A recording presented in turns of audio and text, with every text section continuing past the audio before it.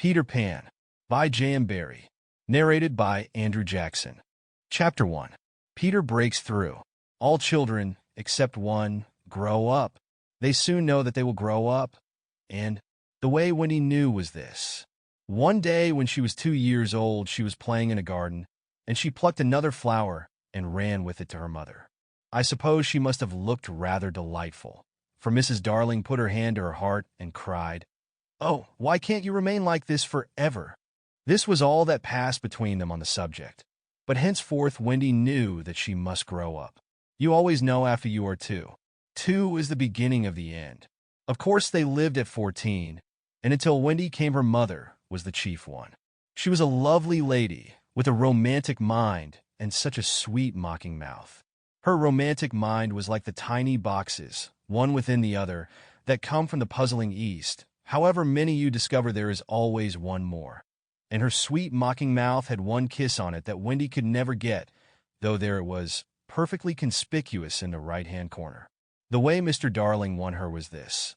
The many gentlemen who had been boys when she was a girl discovered simultaneously that they loved her, and they all ran to her house to propose to her except Mr. Darling, who took a cab and nipped in first, and so he got her. He got all of her, except the innermost box and the kiss. He never knew about the box, and in time he gave up trying for the kiss. When he thought Napoleon could have got it, but I can picture him trying, and then going off in a passion, slamming the door. Mr. Darling used to boast to Wendy that her mother not only loved him, but respected him. He was one of those deep ones who know about stocks and shares.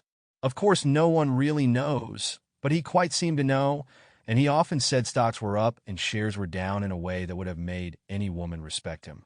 Mrs. Darling was married in white, and at first she kept the books perfectly, almost gleefully, as if it were a game, not so much as a Brussels sprout was missing. But by and by whole cauliflowers dropped out, and instead of them there were pictures of babies without faces. She drew them when she should have been totting up. They were Mrs. Darling's guesses. Wendy came first, then John, then Michael. For a week or two after Wendy came, it was doubtful whether they would be able to keep her, as she was another mouth to feed. Mr. Darling was frightfully proud of her, but he was very honorable, and he sat on the edge of Mrs. Darling's bed, holding her hand and calculating expenses, while she looked at him imploringly. She wanted to risk it, come what might, but that was not his way. His way was with a pencil and a piece of paper, and if she confused him with suggestions, he had to begin at the beginning again. "Now don't interrupt," he would beg of her. "I have £1.17 here, and 2 and 6 at the office. I can cut off my coffee at the office, say 10 shillings, making 2.9 and..." Sample complete. Ready to continue?